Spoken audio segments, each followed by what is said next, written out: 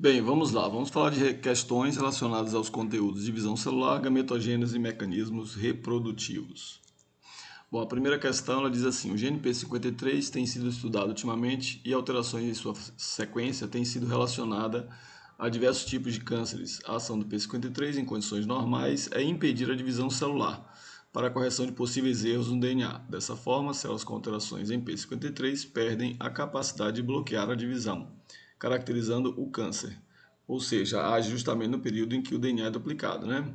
A ação de P53 ocorre normalmente antes da duplicação do DNA, de forma a garantir que a replicação ocorra sem qualquer mutação na molécula de DNA.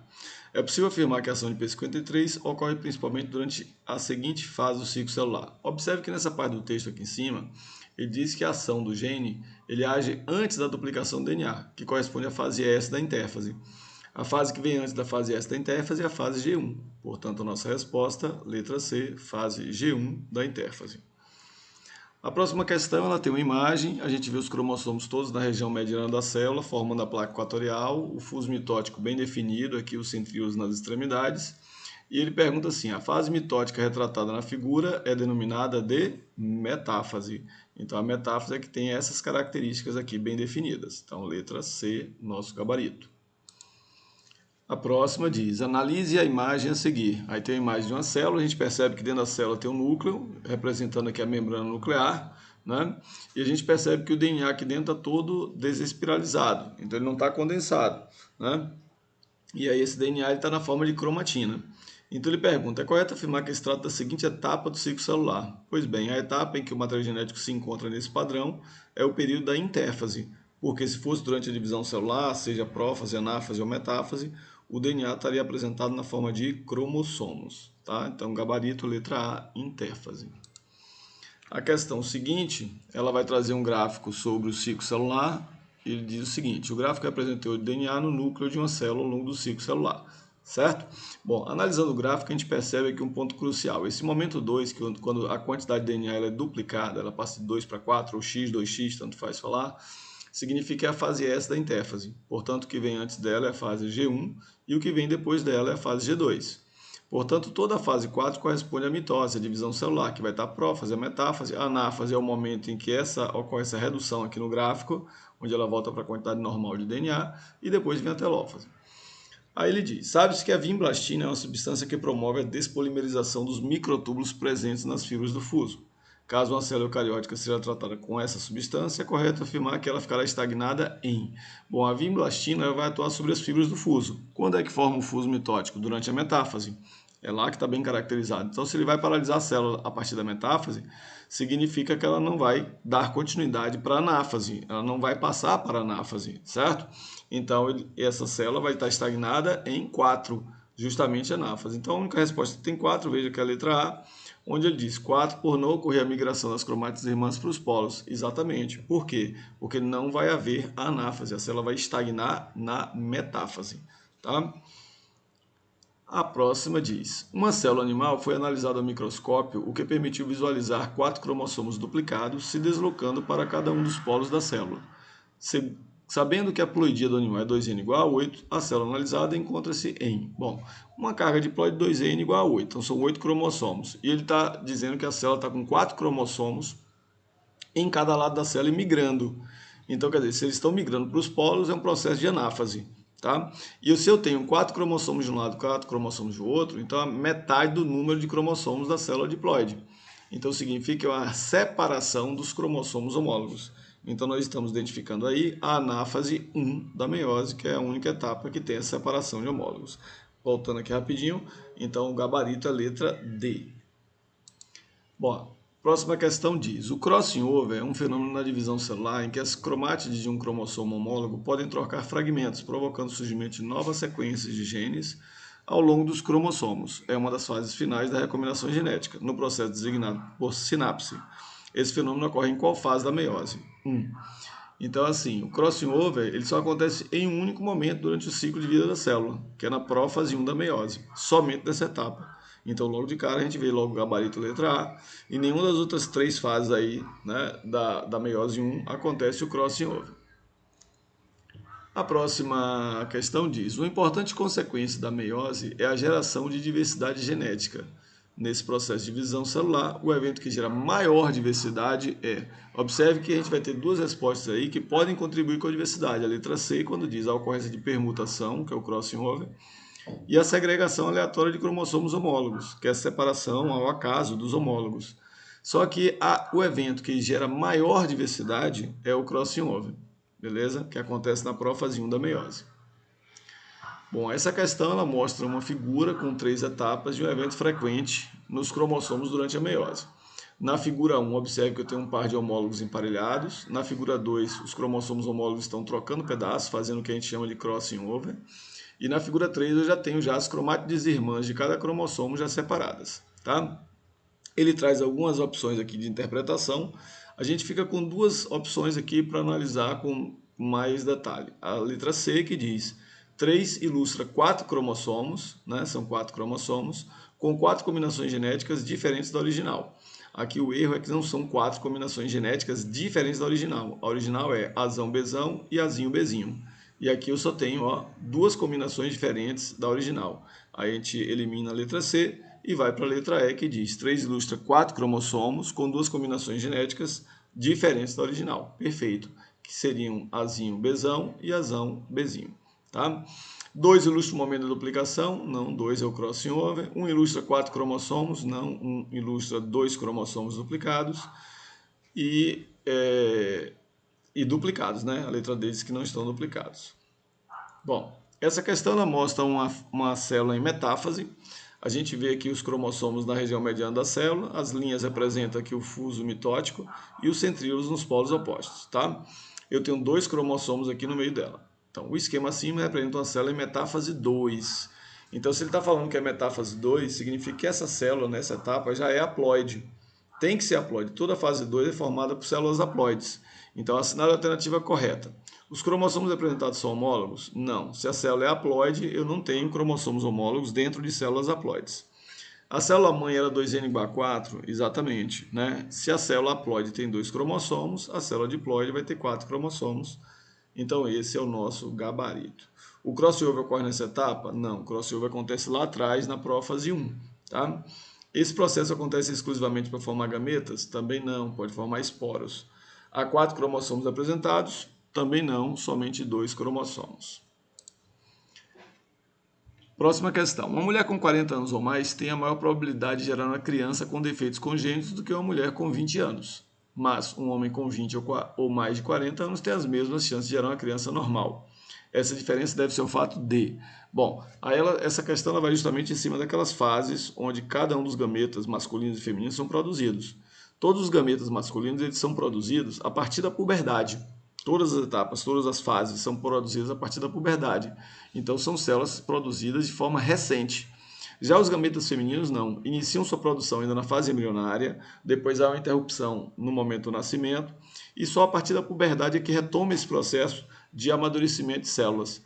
Então, com isso, uma mulher, por exemplo, que tem 30 anos, ela tem nos seus ovários células gaméticas já com 30 anos, portanto, células mais velhas. Por isso que há mais chance, né, de ocorrer a formação de filhos com defeitos. Bom, observe lá o gabarito da letra A. Os ovócitos primários serem produzidos apenas no período embrionário, certo? As células femininas, e os espermatócitos primários produzidos continuamente a partir da puberdade. Pronto, esse é o nosso gabarito. As demais opções, ele vai sempre de encontro às etapas em que cada um deles são produzidos. Bom, vamos a essa questão aqui que ela tem algumas alternativas verdadeiras. Analisando o processo de gametogênese em mamíferos, é correto afirmar que o gameta feminino é uma célula grande e móvel. Errado, ela não é móvel. 2. Na formação dos espermatozoides ocorre uma etapa de diferenciação celular após a divisão meiótica. Perfeito, é a espermiogênese. 4. Após a divisão meiótica de cada ovogônia, originam-se 4 ovócitos idênticos. Falso, só forma um único ovócito. O processo de ovulogênese ocorre em etapas, permanecendo os ovócitos 1 em estágio inicial da meiose durante grande parte da vida da mulher. Perfeito. A maior parte dos ovócitos 1 vão ficar como ovócitos 1 durante quase toda a vida da mulher. É verdadeiro. 16. De cada espermatogônia que inicia o processo de espermatogênese, formam-se 8 espermatozoides. Falso. Formam-se 4 espermatozoides. 32. Espermatogônias e espermátides são células haploides, falso. Espermatogônia é aquela que começa o processo. Então, a espermatogônia ela é a célula diploide. 64. O número diploide característico da espécie só é reconstituído no momento da fecundação, quando se forma o zigoto. Verdadeiro. Então, realmente, é a partir da fecundação que há a reconstituição do material cromossômico. Vamos ver aqui a próxima. Assinale a alternativa correta. Gametogênese é um processo de formação de células destinadas à reprodução, onde se verifica apenas a divisão mitótica. Falso. Tem mitose e tem meiose. B. Na espermatogênese, cada espermatogônia dá origem a um espermatozoide fértil. Falso. Cada espermatogônia dá origem a 4 espermatozoides férteis. C. Na ovogênese, formam-se 4 óvulos férteis a partir de cada ovogônia. Falso. Forma-se apenas um óvulo fértil a partir de uma ovogônia. Na espécie humana, a ovogênese completa-se apenas quando ocorre a penetração do espermatozoide no ovócito 2. Perfeito, né? Então está correto aí. O ovário libera o ovócito 2, que penetra no oviduto, que são as trompas de Falópio, e só completa a segunda divisão meiótica quando fecundada pelo espermatozoide. Exatamente, que é justamente esse momento que caracteriza o final da gametogênese feminina. Então, esse é o nosso gabarito. Letra E diz, os gametas são células diploides, falso, são células haploides. Vamos à próxima.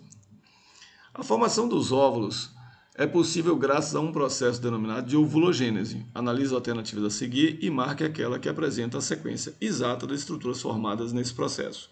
Então vamos lá. Letra A, ovogônia, ovócito 1, ovócito 2, óvulo.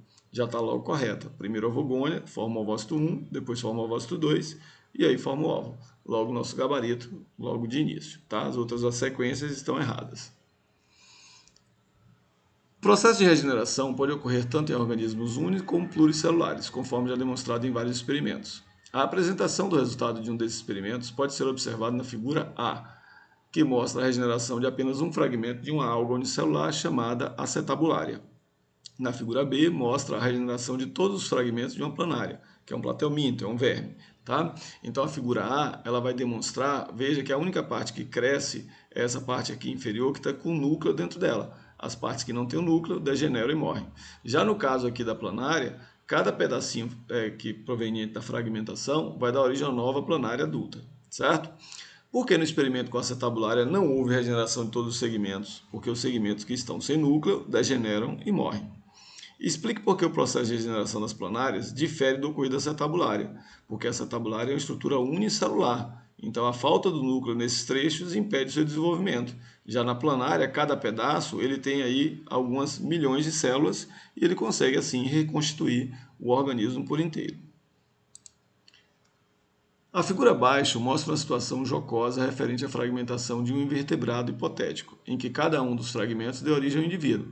Um exemplo real muito conhecido é o da fragmentação da estrela do mar, cujos fragmentos dão origem a outras estrelas do mar. A gente tem aqui a chargezinha, onde tem um inseto falando com o outro. O inseto pergunta, foi você que chamou um especialista em eficiência organizacional? O outro está fazendo uma cara de assustado. Você vê que cada bolinha dessa aqui fazia parte do corpo desse inseto. Então ele se separa e dá origem a um novo organismo. É um processo de reprodução assexuada, sem dúvida. Tanto a figura quanto o caso da estrela do mar se referem à reprodução assexuada. Expliquem que a reprodução assexuada difere da sexuada. Bom, as diferenças principais são, no mecanismo assexuado não há variabilidade genética, é um processo rápido, pouco custoso e é um mecanismo simples. Já no mecanismo sexuado, é um processo mais complexo, necessita de gametas, há variabilidade genética. Letra B. Dê uma vantagem ou desvantagem da reprodução assexuada em relação à sexuada.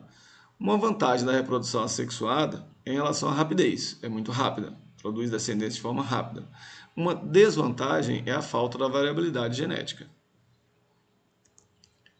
Quando falamos em reprodução sexuada, podemos afirmar com certeza que existem 2 organismos envolvidos? Não necessariamente, apenas um se for hermafrodita com autofecundação, pode resolver o problema. Apenas um organismo é necessário? Também não. Em várias espécies são necessários 2 organismos. Existe o envolvimento de 2 gametas? Sim, existe o envolvimento de 2 gametas na fecundação. Existe um organismo hermafrodita envolvido? Não necessariamente, pode ser um organismo que seja dioico, não seja hermafrodita.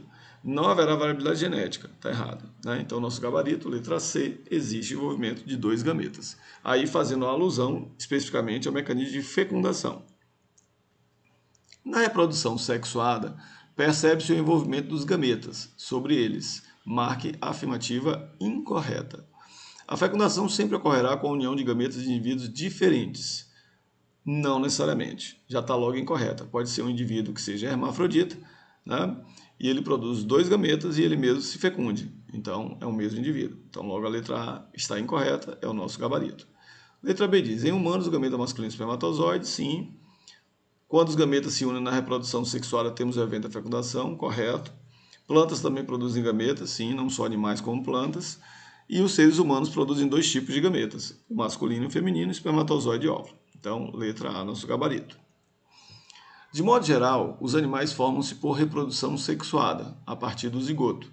Em alguns casos, um óvulo pode desenvolver-se sem fecundação, originando um novo indivíduo.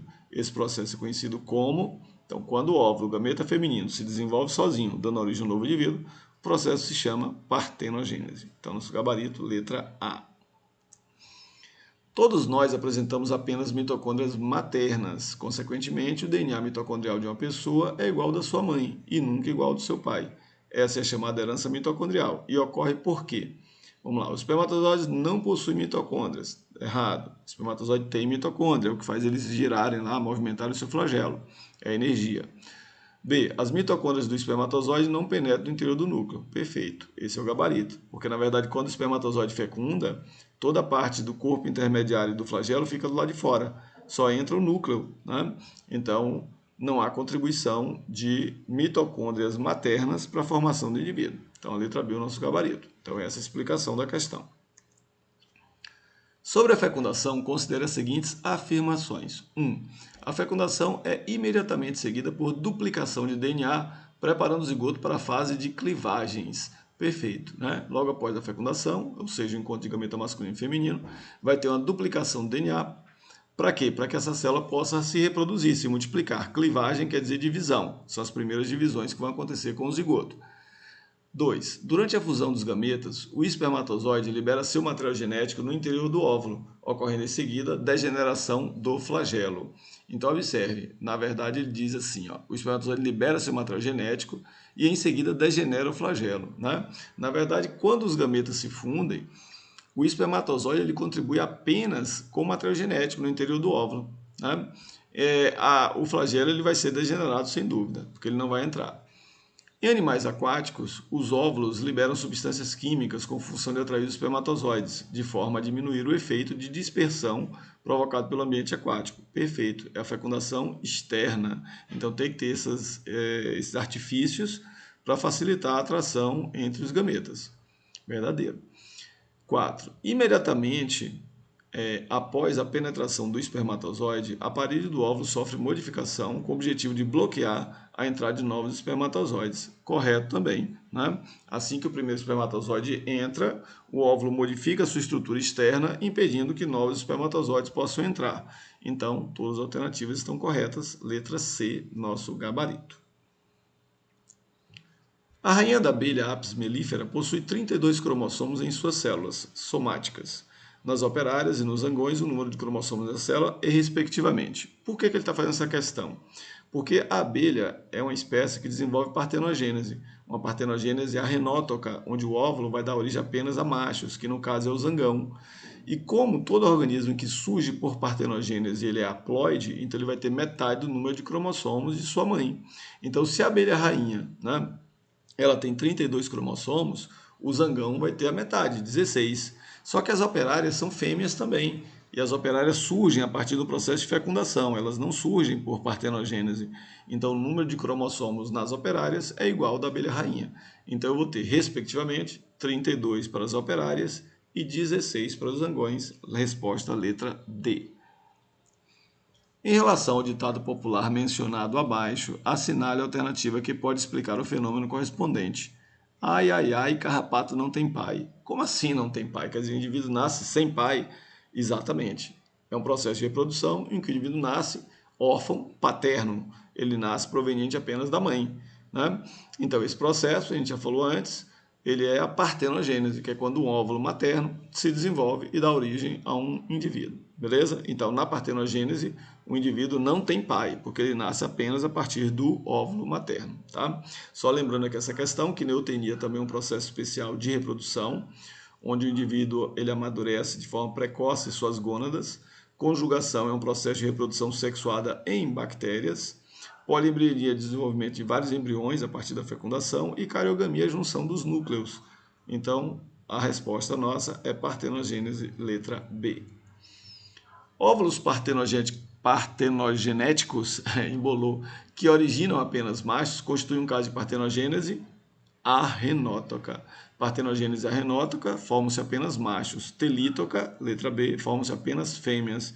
Deuterótoca, formam-se machos ou fêmeas, tá? Então a resposta arrenótoca, formam apenas machos.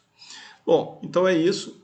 Eu espero que vocês tenham aí aproveitado bastante a discussão. Foi um pouco rápido, mas é o que deu para falar sobre essas questões. Um abraço a todos, bons estudos e boa avaliação.